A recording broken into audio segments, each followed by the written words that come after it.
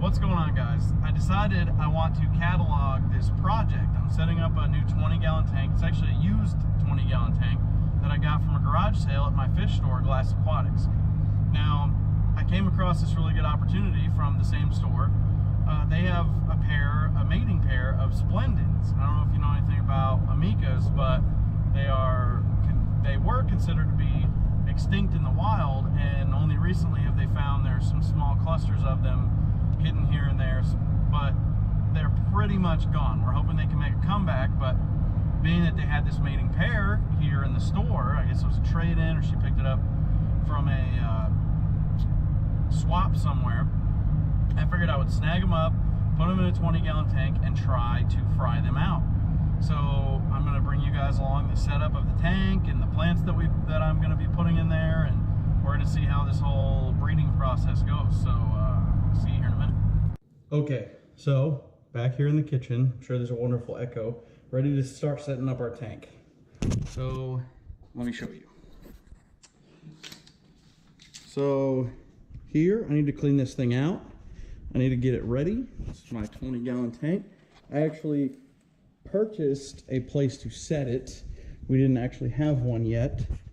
Here's my beautiful new Splendens that, see, they are ready to get out of here. They're like, dude, let me out of this damn glass bowl. I don't know why I'm in a mixing bowl. Please do not cook me. No, it's okay, girl. You'll be out soon. I've got all my plants in this bag. I have a ton of snails. I actually got these snails from Glass Aquatics. They were intended to probably not make it this far. We had a ton of snails come in, like over 200 snails, and all they kept doing was laying little egg clusters all over the place. So the plan is to just throw out the egg clusters so we didn't have a massive amount of way too many snails that we couldn't maintain. So I found an egg cluster, I took it home, I put it in my 60-gallon tank, floated it in the top in a bowl, and lo and behold, 2 weeks later, I've got several hundred snails. Not expecting many of them would survive. I thought maybe half or something like that, but here I am, still have over 100 snails. Not very many didn't make it, so I'm moving them to a bigger enclosure. I'm going to put them in the 20-gallon with the Splendens. As they grow, I'm going to bag them up, take them back to the store, and sell them back for credit. So let's get into this.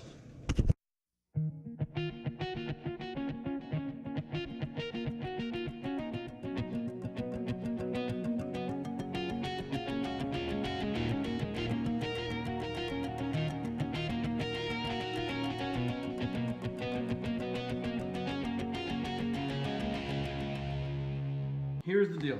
I will be using Eco Complete in this tank, much like my other tank. In my larger tank, I'll probably be using a base that will go below this kind of large substrate that's in here. This is a planted substrate, so I can make sure that the plants are healthy in their roots as well as in the water column. So I'm going to start adding that now, and then water, and we'll plant the plants.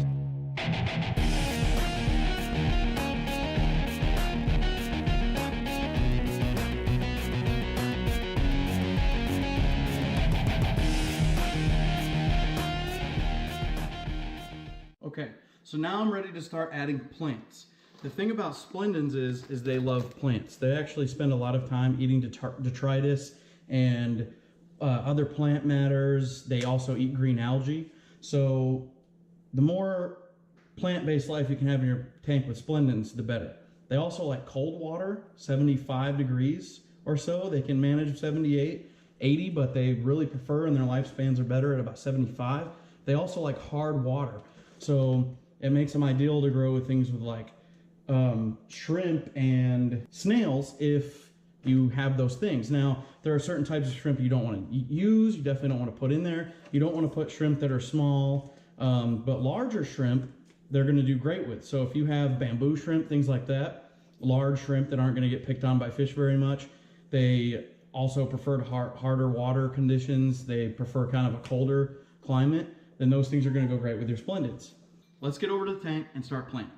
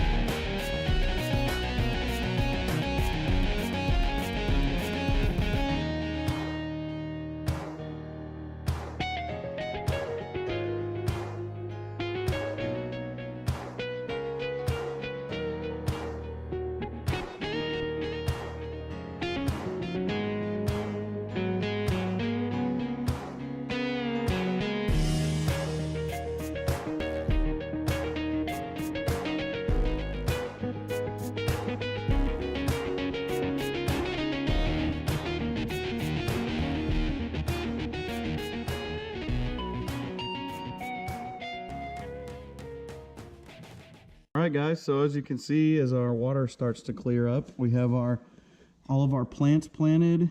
We've got our driftwood in here. We've got our rocks. It's a pretty nice scape. I'm pretty happy with it. I guess we'll see if we change anything in the future. I think I'm gonna moss some of this wood in here. Our Splendens are definitely checking out their environment. They started by just kind of being up against the glass. I don't know if I want to be in here, dude, kind of stuff. They seem pretty interested now in what's going on, so I think everything's going to be okay. We will see how it goes over the next few days. If we can get them to start mating, it should be about 60 days out from having some fry. So she doesn't look too pregnant right now. She's pretty thin. I mean, pretty big fish, but she's not very fat. I think he was getting beat up in the tank he was in before, but so hopefully he starts looking a little prettier. She gets pregnant pretty quick. I guess we'll see. By the way, I don't plan on keeping this little filter that I've got on here. I have a canister filter.